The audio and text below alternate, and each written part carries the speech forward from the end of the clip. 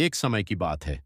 सरस्वती नदी के किनारे बसे एक छोटे से आर्य ग्राम में अरण्य नाम का एक युवक रहता था। वह बाकी लोगों से थोड़ा अलग था। जहां सब लोग यज्ञ, पशुपालन और युद्ध की तैयारी में लगे रहते, वहीं अरण्य को रात के अंधेरे में छुपे रहस्यों को जानने का शौक था। ग्राम में एक पुरानी मान्यता थी।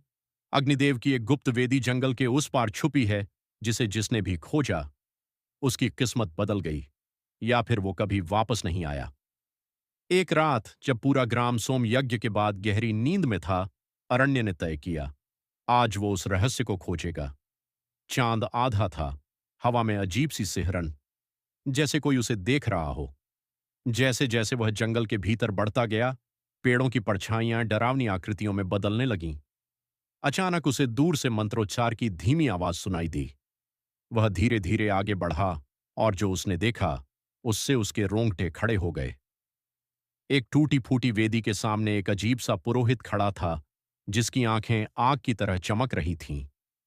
उसके चारों ओर कोई नहीं था, लेकिन फिर भी ऐसा लग रहा था जैसे सैकड़ों छायाएं उसे घेर कर खड़ी हों।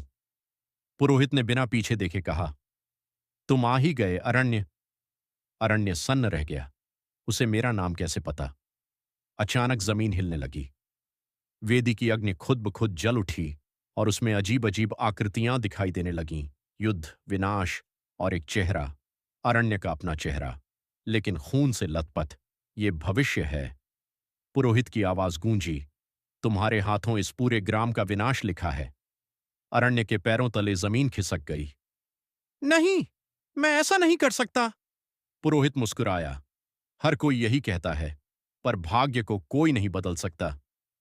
तभी अचानक अरण्य को अपनी मां की बात याद आई।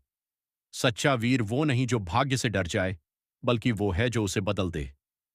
अरण्य ने हिम्मत जुटाई और वेदी की आग में कूद पड़ा। एक जोरदार प्रकाश फैला। सब कुछ शांत हो गया। अगली सुबह ग्राम के लोग जागे। सब कुछ सामान्य था, लेकिन अरण्य कहीं नहीं था। बस उस जगह पर जहां जंगल शुरू होता था, एक नई वेदी बनी हुई थी, और उसकी अग्नि आज भी जल रही थी। लोग कहते हैं, अरण्य ने अपने भाग्य को बदल दिया, या शायद खुद ही उस रहस्य का हिस्सा बन गया। और आज भी जब कोई उस जंगल में जाता है, उसे धीमी आवाज में एक ही शब्द सुनाई देता है, अरण्य।